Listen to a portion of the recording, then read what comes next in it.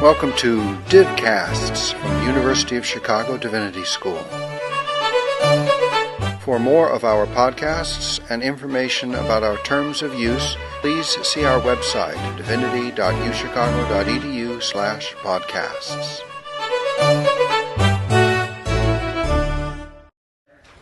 Well, today, speaking of good food and wholesome food, our guests today are Andrea and Dietrech Mattson McGaffey. They are the co-founders and co-coordinators of Edible Alchemy. Edible Alchemy is Chicago's very own local source, sustainable and organic foods co-op and workshop center, which is based in their community loft and rooftop garden in the Pilsen neighborhood. They are very passionate about teaching the value of human connections to food, self-sustainability, local foods in particular, and the transformative power of communities gathering to share stories and a meal. I've been hearing a lot about their travels and how they make their food with their own portable kitchen. I hope they'll talk a little bit about that. So I've suggested to them that a sustainable travel guide for eating might be in their future. So would you welcome Dietrech and Andrea McGaffey?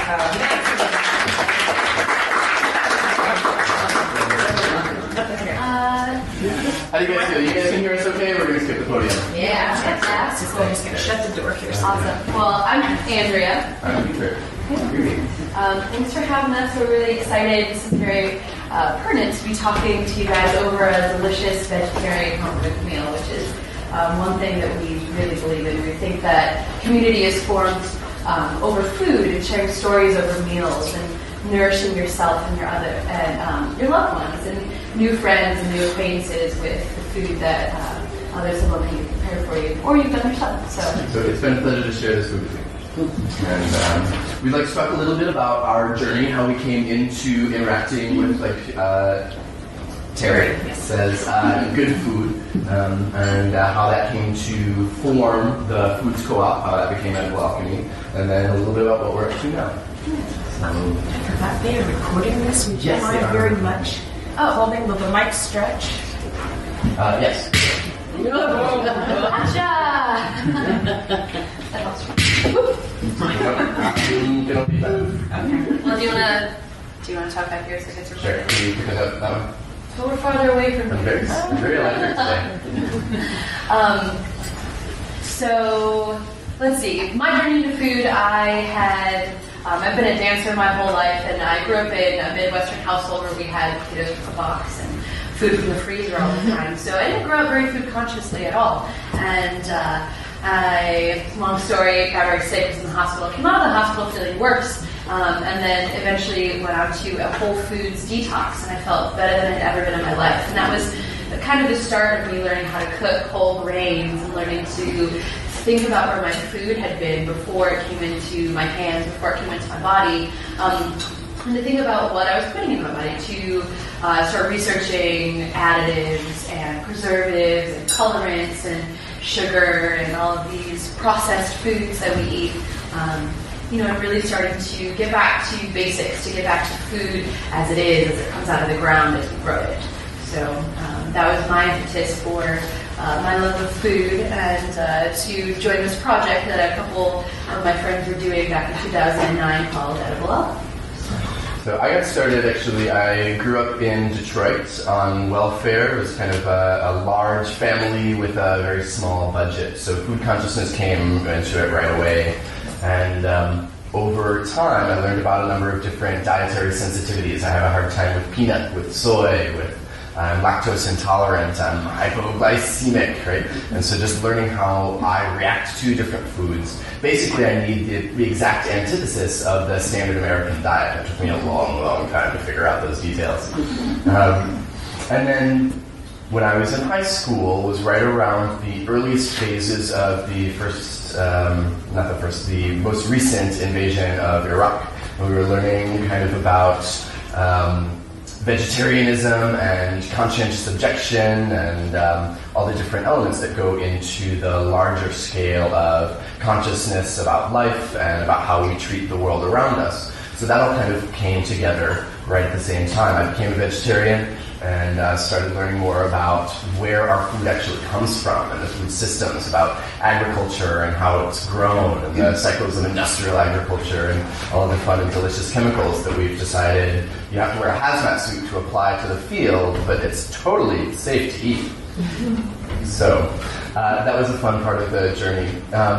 We were both super primed when we came into a community organization called Alchemists Anonymous that was talking about community building, about food security, about alternative economies, about barter and exchange, about interacting as a group and creating sustainable communities with a longer-term vision.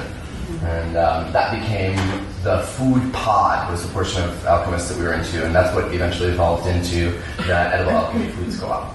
Yeah, so in the very beginning, we noticed that in 2009, it was really hard in Chicago to find low-cost food. There weren't very many food co-ops around. There were actually no food co-ops around. Del Coco hadn't opened yet. Yeah, in the process of forming at that time. Yeah, so trying to get organic produce outside of Whole Foods was a huge challenge. There weren't a ton of farms in the city yet at that point.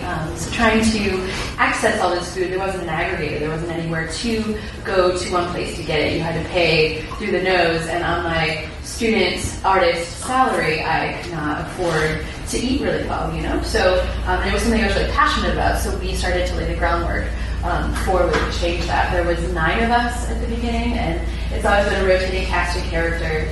Dietrech and I have kind of been mainstays of Edible Alchemy, but we always have a whole bunch of people in our community flowing in and out, helping as they're able, adding to the project, adding new elements to it.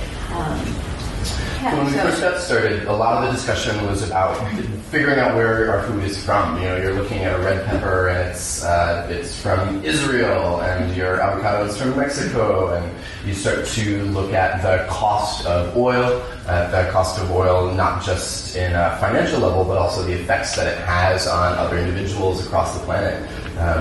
You start to look at the cost of, again, looking at things like industrial agriculture and the methods, how food is grown. And we started to really, as a group, discuss choosing what elements went into our food, choosing things like knowing your farmer, being able to create food security. So literally, if trucking systems, for whatever reason, became more challenging or difficult, or supply costs went up, we have resources now where we're able to actually go directly and speak to the individuals who are growing our food. We're able to learn directly from them. How do you grow your food? What is it that you put in your soil? On the produce, the fruits, the vegetables, and you treat your apples. And that type of personal knowledge was really critical for what we wanted to get out of our food systems. So we've, through Edible Alchemy, we've created this network of local farms. We're able to support smaller farms who don't have a huge yield to go to a farmer's market, to approach a grocery store, but we're able to buy up what they have to help them buy more seeds or pay themselves for all the hours they spend in the field. And that's really neat to bring them into our community and be able to support them in ways that we really care about. So one of the very first things we started doing, and this is still the mainstay of our operation, is just initially it was bi-weekly and it's now weekly, $20 produce share.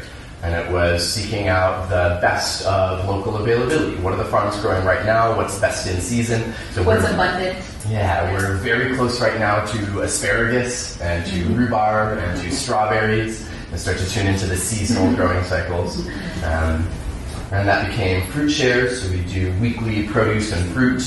And we were dissatisfied with the no grocery method of stocking your shelves with all this beautiful produce for you to pick one, pick the other, but there's so much waste in that method.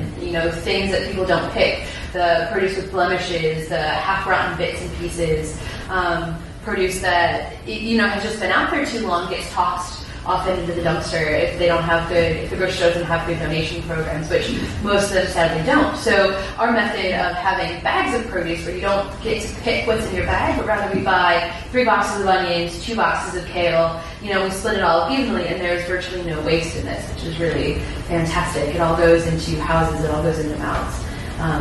So we also did find, with all of these connections to farmers and growers, that we had at our disposal a lot of seconds. We had food that wouldn't necessarily fit into our shares, specialty items or 8 bunches of kale when we need 30. So we started doing a lot of workshops, and we started doing a lot of preserving and finding other ways to get this food out into the community, to help teach people what to do with it and how to put it up for the winter. One of the fun things working directly with farms is choosing distinct colors and choosing distinct vegetables, things that you might not normally pick out from the grocery store unless you're already familiar with it. So we were able to introduce people to fun root vegetables like rutabaga, like celeriac, like different types of radishes, and things like sunchokes. And one of the most common questions we get back is, what on earth is this strange thing that you put in my produce share? that knobbly green thing? Like, this one is green and red, this other one is purple, I'm really not sure what's going on. So Andrea started doing zines where we were able to start our education program where she would choose the strangest vegetable in the share, do a little bit of research, get your scientific name, get some how they're grown, what they're good for, and then a couple of recipes. Just very simple things to encourage people to engage and cook. And then people still came back to us and be like, yes, but show me how to do it. So this is how our education program really started to flourish. We started offering workshops. We like to call them play shops because we think that play with your food is way more fun than working for your food. So some of that is pretty specific techniques, how to make jams and jellies or how to pickle. We're on our way towards the spring season again, pickling asparagus and jamming your strawberries, how to preserve the harvest. It's something that's critical to a local and seasonal food cycle. But also simple things like cooking on a budget, vegetarian basics. And we do a class called Food is Medicine as well, trying to show you how your pantry full of whole foods and herbs and vinegars and oils is actually your medicine cabinet. It is your insurance policy at the same time, and helping people to understand the crossover between food and medicine and how, it's kind of the same thing in a lot of ways. Eating healthy is really good for you. So these classes have been really integral for us to getting the word out, to having people start learning how to cook, and then they take the skills that they've learned from us, and then they share it with their friends, and then their friends share it with their friends, and it becomes, a ripple effect, of course. Probably the first thing we ever did as a group was share a meal. Even when it was still just Alchemists Anonymous, when we were the food pod before the discussions of a co-op happening, was we wanted to get together and share food and talk about the food and where it was from and where it's going to. And that's really been a through line for our entire process. As the food shares became more popular, so too people would come to us and say, hey, we'd love to have you at our event, we'd like to have you in our home, and so we started a small catering program. Again, our focus is on direct from the farm, as sustainable and organic as possible, and so we'll do some very small scale things initially. That led eventually to a wedding, and over time we started our mobile kitchen project. Terry started to talk about this a little bit. Yeah. So we were at an artist camp out where we built a bunch of art and people, dancing and revelry and fantasticness, and we realized that we didn't do it the whole weekend because we were having too much fun that we didn't want to cook. And then we were like, but cooking is fun too. It's interesting. Why don't we all just cook together? So it was one of my first large-scale organizational endeavors. It was a little messy at first. I forgot to bring any kind of shade structure and kind of put over top of our kitchen. Oversight. But, so we were having so much fun doing all these other things. So I thought we want to share meals together. We feel this is very important.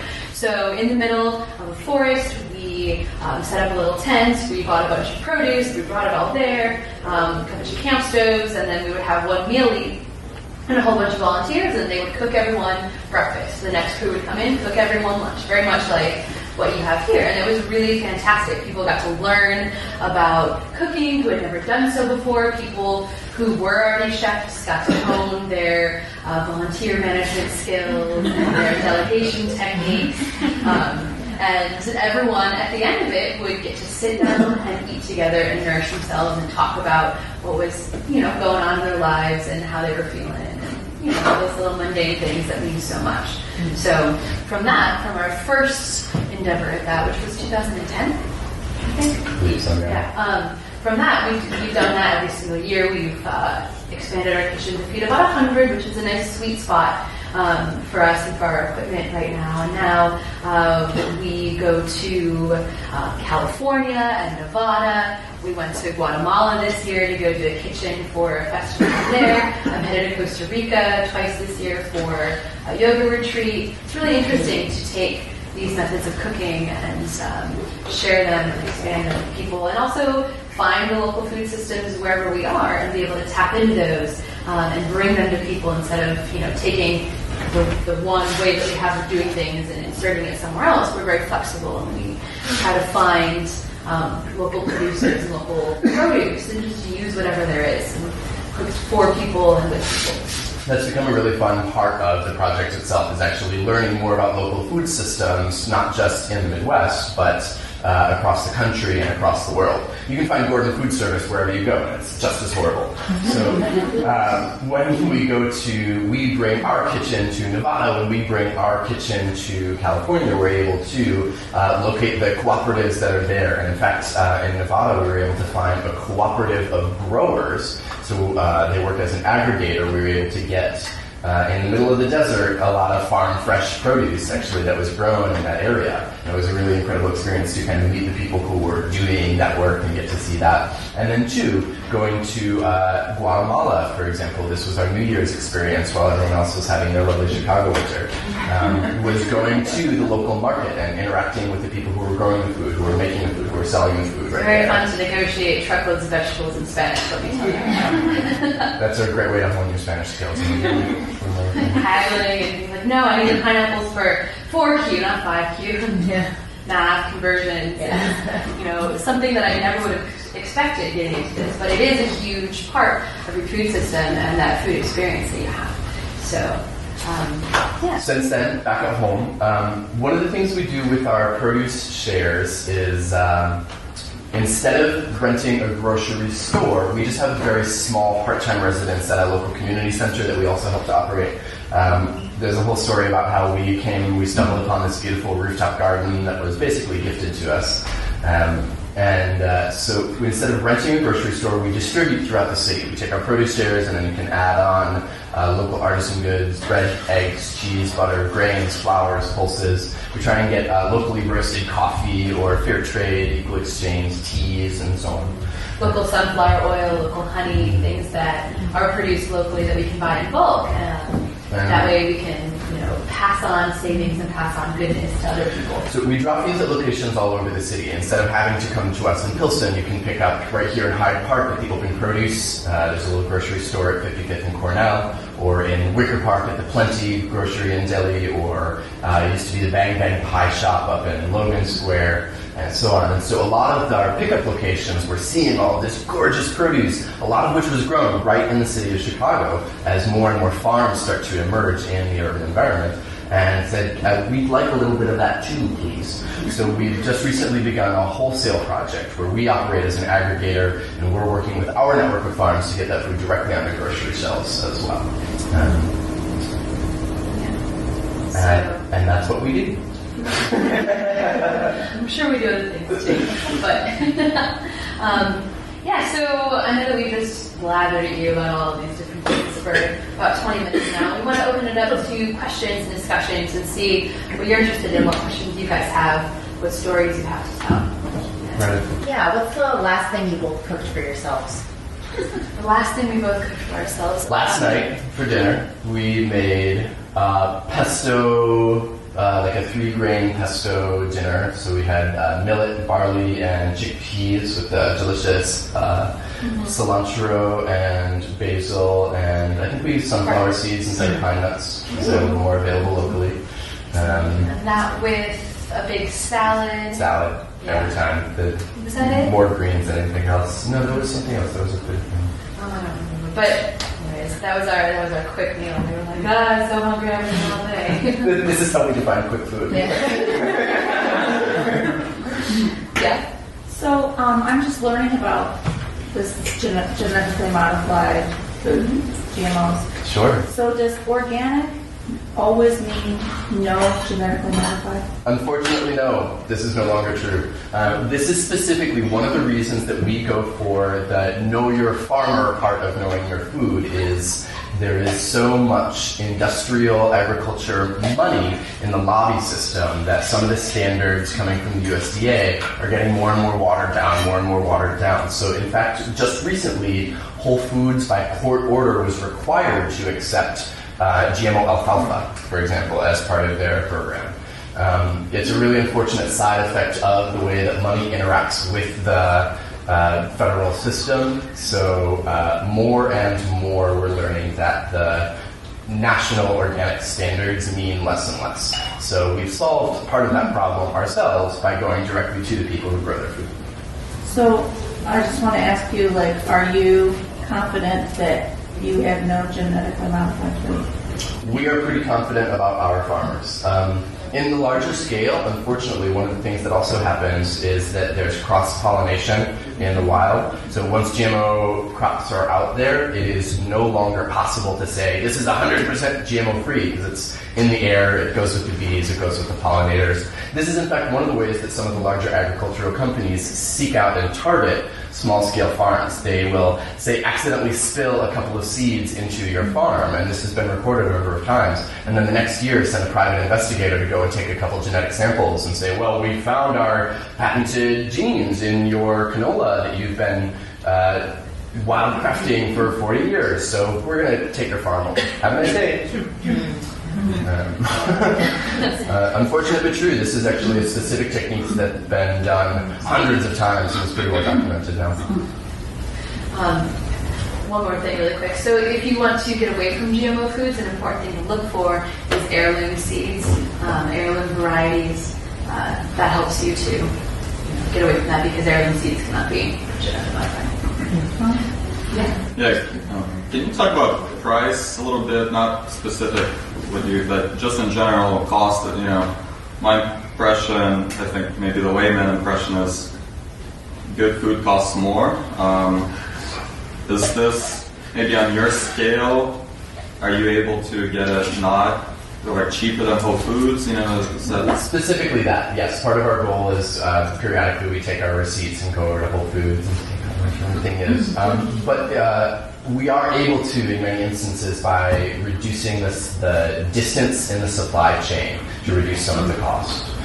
It is true that in many cases, small-scale producers, especially artisan producers in an urban environment, the local foods bread baker is probably going to cost more than the white bread loaf on the shelf. Out of the factory. Yeah. If you think of it this way, right? So if you have a farmer, say, in this lot out here who started growing, and you saw him growing every day, you knew he was using heirloom seeds and manure and compost and doing all this backbreaking labor, you would want to compensate him for what he's doing, right? Whereas when you see it, when you can see where your money is going, you are paying him to grow you food.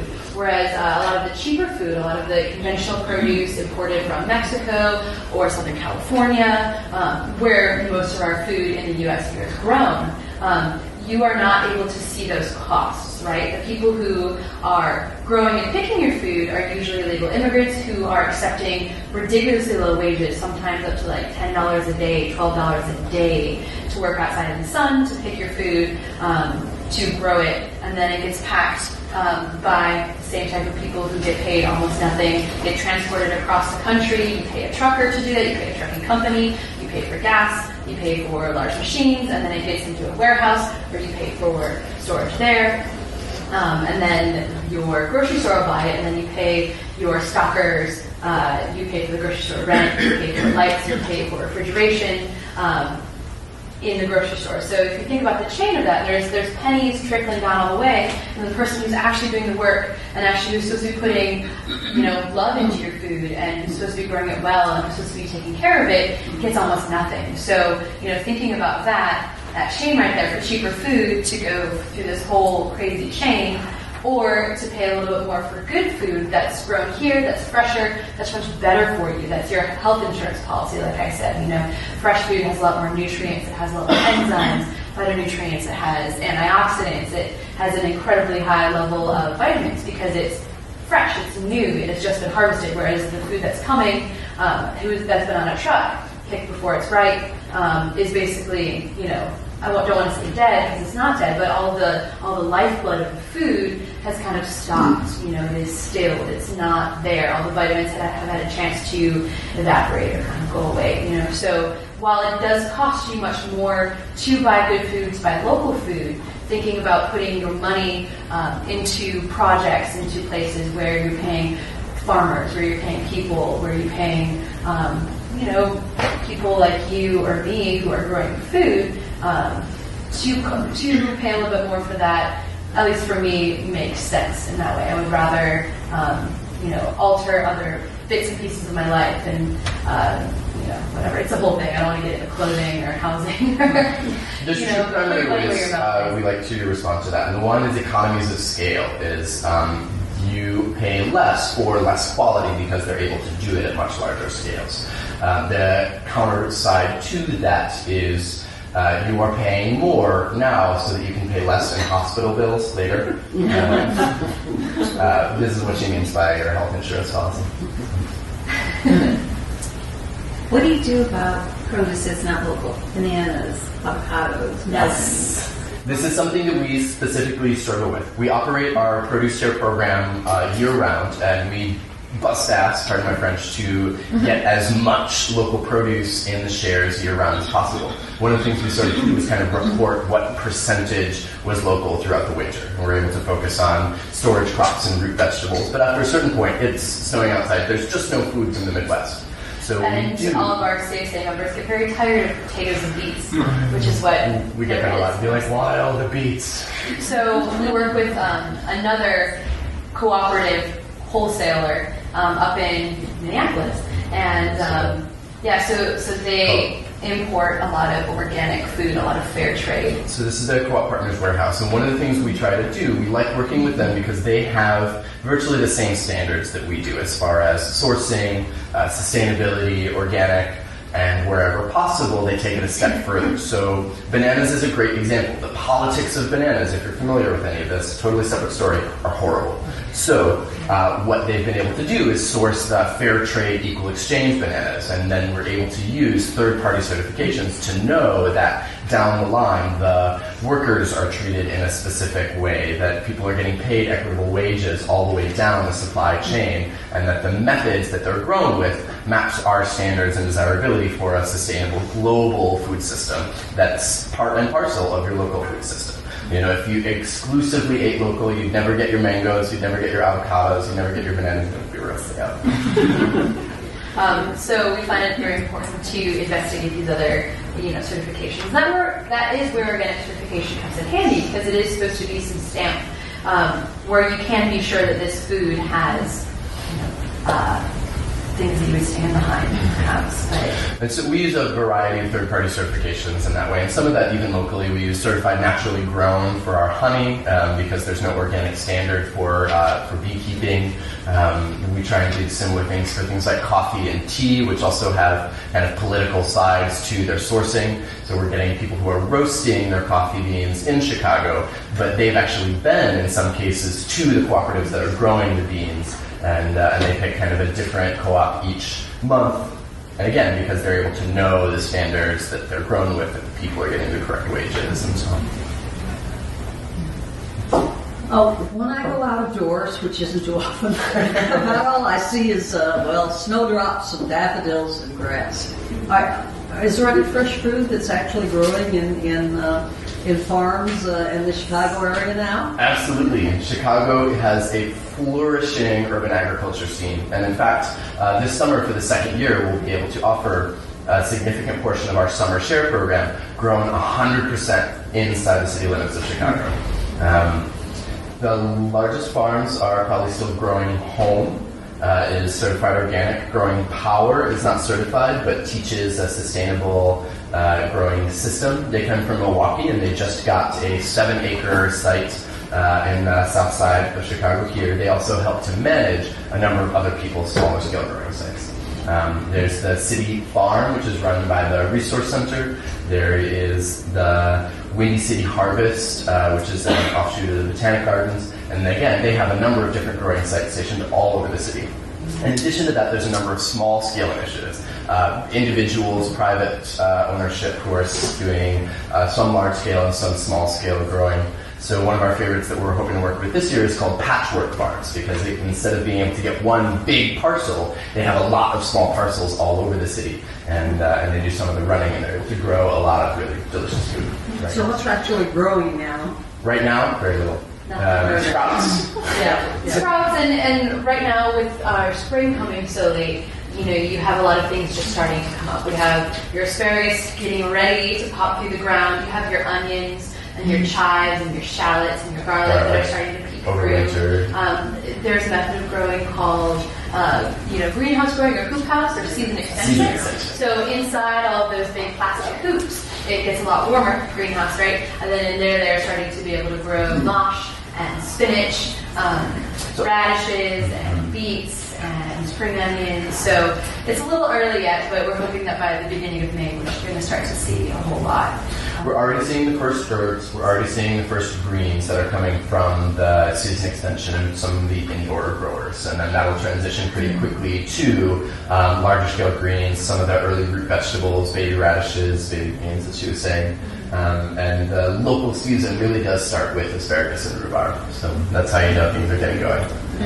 And so one other comment on that too is that there's another really interesting method that some people are adopting is that on bikes, a gardener or a grower will ask people to use their front lawns or the back lawns wherever it's very sunny, and then by growing in a 10 by 10 or 20 by 20 whatever space allows, they will be able to give the person whose land they're using a little bit of the produce that they grow, and then also take the rest of the produce to go sell somewhere else for their time. So instead of having a big piece of land, which can be a little crazy, trying to deal with the city of Chicago and zoning and water access and pesticides and treatment of the soil and importing soil from other places, that can all be a lot to handle. So by using small parcels of land from people who own homes around the city, they're able to grow a lot of produce pretty easily. So that's a really cool project that I think. Yeah, that reminds me that there are some local congregations, KM Isaiah, among others, that are growing a lot of produce to give away. I wonder, in your experience also, as another question, there's so much food that's thrown away and wasted, and it's not, an insignificant amount. Like, I've heard numbers as high as 40% or so of the food supply is wasted. Sometimes. And I wonder if you might have some suggestions about your knowledge of the Food Network and how, not the channel, but the way the food is processed and consumed in ways that those sort of leaks might be filled or redirected. This is one of the reasons why I'm sorry to cut you off. Yeah, sure. But it's one of the reasons why we really support local food, because when you're a farmer down the street, when you put your order in for 30 bunches of radishes, they'll harvest you 30 bunches of radishes. They're not going to harvest, 4 cases of radishes over in California. One of them's going to go bad, and then one of them's going to go bad in the warehouse. There's that attrition that happens along the way. So one of our ways to combat that is to, just have it direct, have it fresh, and then support the local people who, are going to be composting it rather. So for the things that are grown seasonally locally, they help supplement the food supply. Absolutely. Yeah. It's kind of a larger scale challenge because so much of the country is dependent on the supermarket scale, and we've been trained only very recently in the last 50 years or so to perceive food as needing to look perfect. And this is kind of the grocery store display setting. So as soon as things start to get those first rounds of blemishes, or maybe they weren't grown perfectly, it goes right into the chute. Even places like Whole Foods, they keep their dumpsters in a locked contained area, and they lock their dumpsters just to prevent the potential of anybody eating food that's going to get thrown away. Although Whole Foods has a really good donation program where they take it to a lot of places around the city, nonprofits. For some of the baked goods, yeah, that's possible, but let's look for produce. We just get a lot of produce from there whenever it's city farms. But there's a movement happening right now with small-scale food hubs. So instead of having a large-scale distributor, they're hoping to have many smaller distributors and attach a processing kitchen in the warehouse itself, so that they're able to actually make value-added products out of food that can't go to a grocery store. One of the things that we already try to do is we will acquire what's called seconds, is any of these produce or fruit that already has these blemishes, and try to convert it into something that is still going to look beautiful and delicious. So this is where we get some of our pickles, our jams and jellies. We're able to make a lot of food out of things that wouldn't normally go directly to someone's plate. And also to help combat this food loss, this 40% of all food grown in the U.S. going into the dumpster, a lot of restaurants have kind of joined the bandwagon of seconds and of the local food movement as well. So that way you can give your gigantic leeks that you can't sell at the farmer's market, or your gigantic rutabagas, or what have you. You can imagine bug-eaten kale and such, to a restaurant who's going to chop it up and cook it. So it doesn't really matter what it looks like for certain bits and pieces. So they are able to use those to process them in a new way. All the way back. What would you say is sort of like the next step for you guys for Edible Alchemy? Like, what are you working towards? Is it like expansion? Is it new programs? Is it? That's a good question. This is something we ask ourselves all the time. And it's very hard for us to answer, in fact, because we have so many things going on. We're not necessarily focused on going in one direction, we found. We kind of take the opportunities as they come. If we get offered a gig to go cook in Guatemala or Costa Rica, we're like, that sounds like something we'd really like to do, Or I just recently started doing a lot of my workshops. They were booked on SciTour, now they're booked on Groupon. So I'm able to reach a whole spectrum of people I never would have before, to teach them about food and, my passions with food and what have you. So, we don't always have a clear ground plan of where we're going, what we're doing. We kind of go with the flow of it. So we're more so strengthening what we're doing, I would say, rather than expanding. It's our expectation to collaborate with some larger scale programs that are emerging. There's a number of new cooperatives that are forming in Chicago, so we might participate and become part of the larger scale Chicago cooperative. We might incorporate some of our wholesale programs into some of the food hubs that are emerging and becoming stronger. And that'll let us as individuals focus a little more specifically on the things we're really good at, the education, the cooking, mobile kitchen and whatnot.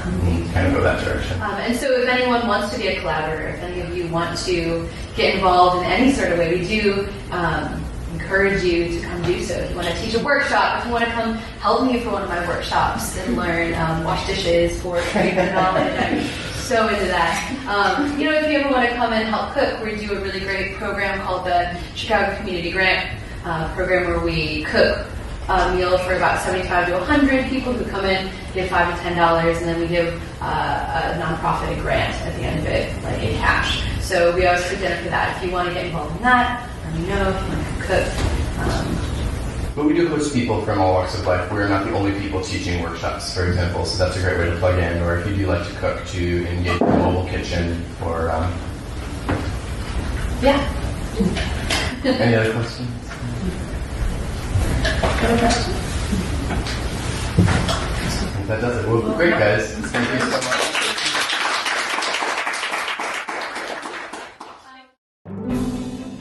We thank you for listening to or viewing our podcast. For more information and for other podcasts, please see our website, divinity.uchicago.edu/podcasts. Copyright, the University of Chicago Divinity School.